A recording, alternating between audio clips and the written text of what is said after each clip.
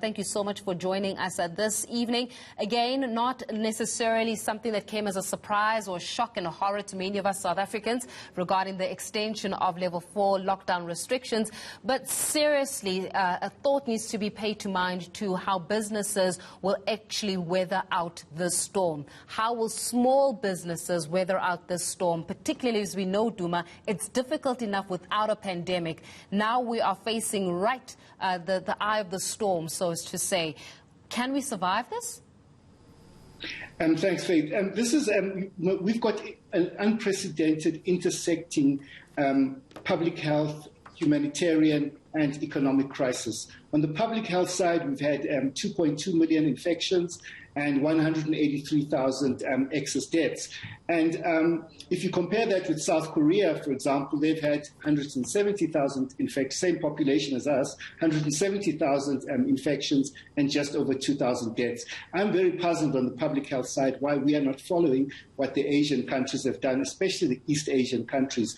And then the second, the humanitarian side of this is that we've had 10 million, the NAIDS crime survey that came out, I think, on Friday, 10 million South Africans, including 3 million children in April and May, were in households where they experienced hunger in the previous 7 days. That is the scale of the humanitarian crisis. And then on the economy side, the figures on unemployment, 48% for black Africans, 51% for black African females. It's a catastrophe from an economic point of view. And I must say that we welcome the whole issue of the TERS being reactivated, but quite frankly, we know that the TERS has got liquidity and it should have been announced at the last time, because you can't be now people suffered the last 2 weeks, and it was quite obvious when you introduce lockdown measures, you must announce economic measures before you lock down the economy. That's what we should have learned by now.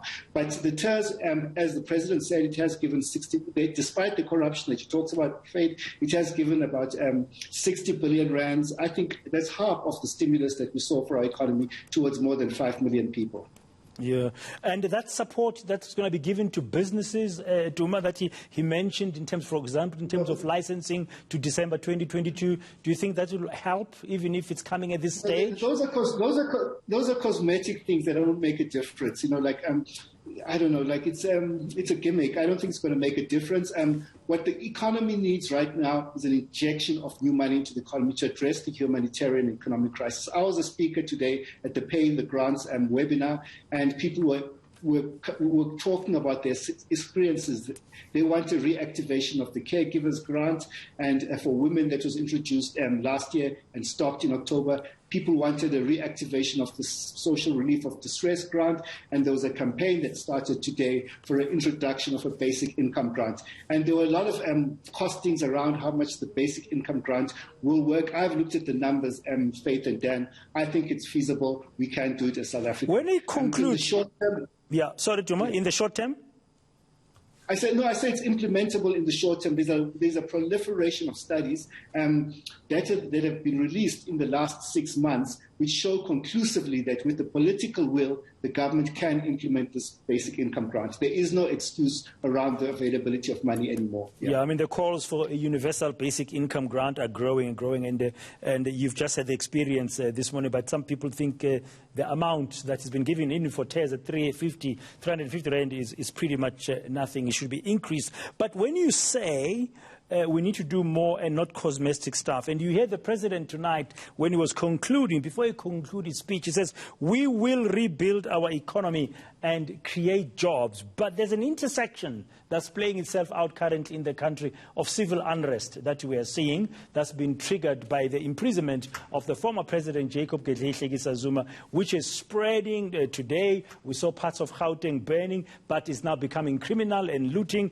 But we've seen the burning of trucks, the closure of a highway like the N3 highway, which is one of the main highways, economic highways of this country, linking the ports on the east coast of the country and the hinterland. I mean, it's a tough position to find yourself in as a country. Yes, Dan, we've got these overlapping crises. It was the load shedding last month, then the lockdown this month, and now the political instability this month. I think all South Africans do condemn the criminality and the violence that has happened, but we should listen to the cries of our people. And in terms of the pay, at this stage, we can't tell how much of it is pain, economic pain, and how much it is political campaign. So, but there is a general discontent at the level of the economic situation in this country, and I do think that we have to address it with a more meaningful economic response than the one that the government has come up with. But to build up from what Dan was also saying, Duma, does that mean that South Africa risks not being considered as the ideal investment destination on the continent? I think, given the situation in our economy, we are not the ideal destination, even before this political unrest. And it'll take a more credible economic recovery plan than what the government has announced.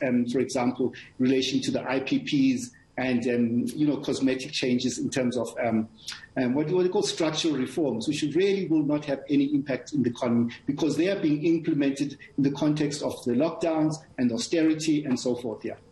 Yeah. Just before I let you go, Duma, we've seen, you've mentioned the word cosmetic a couple of times. We need more meaningful, that's what I'm hearing, more meaningful action rather than just these piecemeal things and the reforms.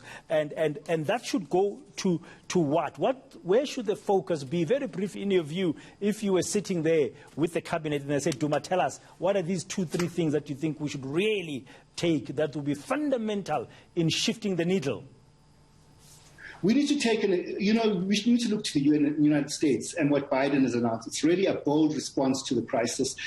So they've balanced humanitarian relief, which is called the American Rescue Act, which is about, I can't remember, what 1.8 trillion rands. And they also came up with the American Jobs Plan, which is to create jobs through infrastructure. And then they created something called American Families Plan, which is about strengthening the social security system. So if I was in charge, I would announce a massive stimulus for economy that has those 3 elements: the humanitarian relief, the job creation, and strengthening the social security system. Duma Gqubule will leave it there, economist and director of the Center of Economic Development and Transformation. While we're